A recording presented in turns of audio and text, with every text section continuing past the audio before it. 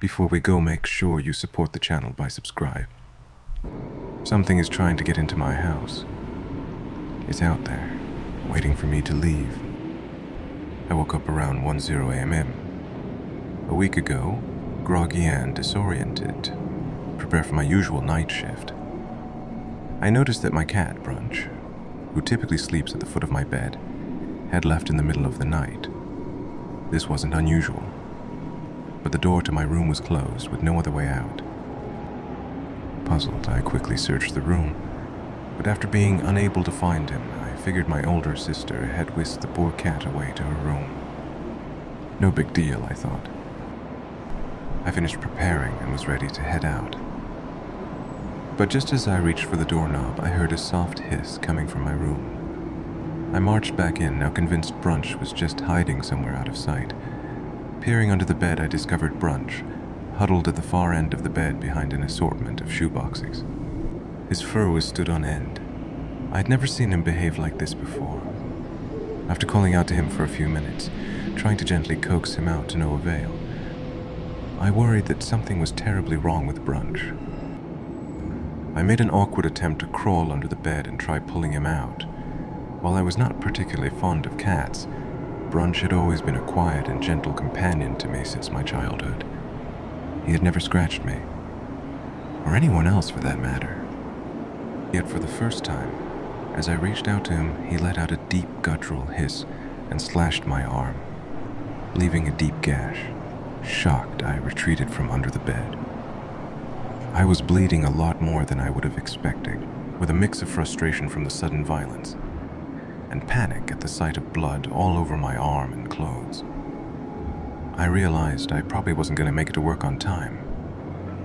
I hurriedly messaged my boss, letting them know I would be late, before tending my wound, cleaning myself up and getting changed. Brunch was still hiding under the bed, and just as I was about to try coaxing him out again, I heard a knock on the front door. What the hell? Who knocks on people's doors at 2 a.m? I muttered to myself, perplexed and slightly unnerved. I stepped into the hallway, moving cautiously towards the door.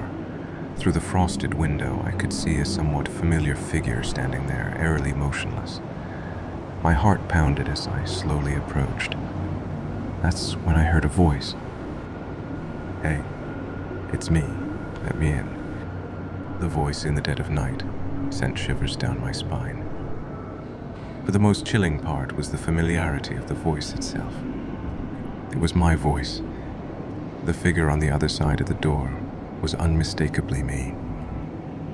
"Hey, it's me. Let me in." It repeated firmly, now knocking more insistently. Fear set in as I realized that any of my family members would have fallen for this. I was supposed to have left for work by now. Trembling, I began to back away from the door. The figure inched closer, attempting to peer through the frosted window. As it did, I could begin to discern the blurry details on my face. Her eyes locked, and for a brief moment it seemed surprised. But then it smiled, a sinister, unnerving smile. A smile that I would never make. In that bone-chilling moment, it silently backed away from the door and vanished into the night.